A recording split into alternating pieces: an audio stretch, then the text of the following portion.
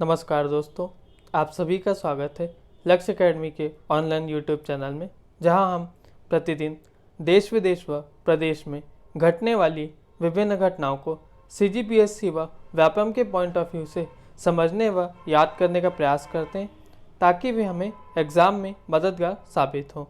तो चलिए आज की क्लास शुरू करते हैं। बढ़ते हैं पहले सवाल की तरफ।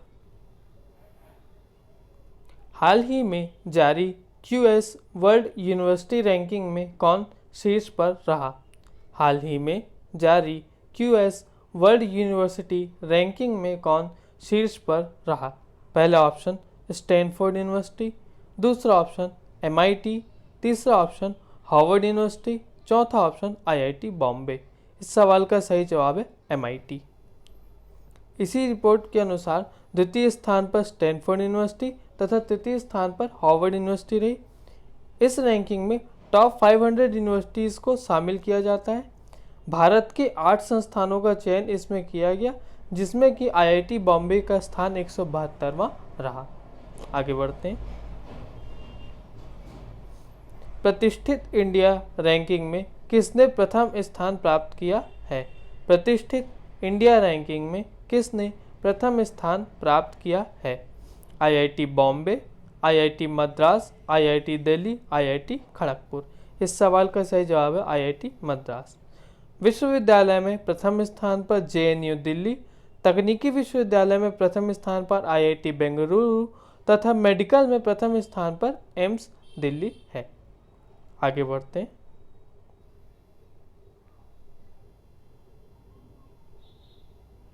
हाल ही में आई रिपोर्ट के अनुसार एशियाई शेरों की संख्या में कितने प्रतिशत की वृद्धि हुई है? हाल ही में आई रिपोर्ट के अनुसार एशियाई शेरों की संख्या में कितने प्रतिशत की वृद्धि हुई है? पहला ऑप्शन 22%, दूसरा ऑप्शन 25%, तीसरा ऑप्शन 29%, चौथा ऑप्शन 32%। इस सवाल का सही जवाब है 29%। वर्ष 2015 में शेरों की संख्या, एशियाई शेरों की संख्या 523 थी, जो कि वर्ष 2020 में बढ़कर 674 हो गई है तथा उनके घूमने लायक क्षेत्रों में भी वृद्धि हुई है। 2015 में उनके लिए घूमने लायक क्षेत्र 22,000 किलोमीटर वर्ग थे तथा 2020 में यह 30,000 किलोमीटर वर्ग हो चुके हैं। एशियाई शेरों के लिए गिर नेशनल पार्क गुजरात में स्थित है। आगे चलते हैं। हाल ही में किस देश ने अपना प्रथम कोल एक्सचेंज स्थापित करने का निर्णय लिया है? हाल ही में किस देश ने अपना प्रथम कोल एक्सचेंज स्थापित करने का निर्णय लिया है? पहला ऑप्शन ऑस्ट्रेलिया, दूसरा ऑप्शन भारत, तीसरा ऑप्शन नेपाल, चौथा ऑप्शन बांग्लादेश। इस सवाल का सही जवाब है भारत। इसके तहत कोल सेक्टर में भी प्राइवेट कंपनी का आगमन शुरू होगा। इसके लिए लक्ष्य रखा गया 2020 में 710 मिलियन टन उत्पादन का तथा 2025 में 1 बिलियन टन उत्पादन का। हमारे कोयला मंत्री प्रहलाद जोशी हैं। आगे बढ़ते हैं। हाल ही में केंद्र सरकार ने पर ड्रॉप मोर क्रॉप योजना के तहत वर्तमान वित्तीय वर्ष के लिए राज्यों को वार्षिक आवंटन के रूप में कितने करोड़ रुपए प्रदान किए हैं? हाल ही में केंद्र सरकार ने पर ड्रॉप मोर क्रॉप योजना के तहत वर्तमान वित्तीय वर्ष के लिए राज्यों को वार्षिक आवंटन के रूप में कितने करोड़ रुपए प्रदान किए हैं? पहला ऑप्शन 1,000 करोड़, दूसरा ऑप्शन 4,000 करोड़, तीसरा ऑप्शन 6,000 करोड़, चौथा ऑप्शन 8,000 करोड़। इस सवाल का सही जवाब है 4,000 करोड़। पर ड्रॉप मोर क्रॉप प्रधानमंत्री कृषि सिंचाई योजना है, जो कि कृषि सहयोग और किसान कल्याण विभाग द्वारा संचालित की जाती है। ड्रिप सिंचाई स्प्रिंकलर के माध्यम से की जाती है, जिसे सूक्ष्म सिंचाई भी कहा जाता है। रेन गन का भी इस्तेमाल किया जाता है। इस योजना के तहत सब्सिडी लघु एवं सीमांत किसानों को 90% एवं सामान्य किसानों को 80% DBT डायरेक्ट बेनिफिट ट्रांसफर द्वारा प्रदान की जाती है।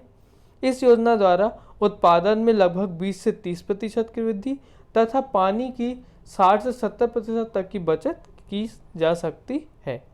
प्रधानमंत्री कृषि सिंचाई योजना की शुरुआत 2015 में हुई थी। केंद्र तथा राज्यों का हिस्सा 75 और 25% का है एवं पूर्वोत्तर तथा पहाड़ी राज्यों के लिए यह हिस्सा 90 और 10% हो जाता है। आगे बढ़ते हैं। मर्सर 2020 कॉस्ट ऑफ लिविंग के अनुसार भारत का सबसे महंगा शहर है।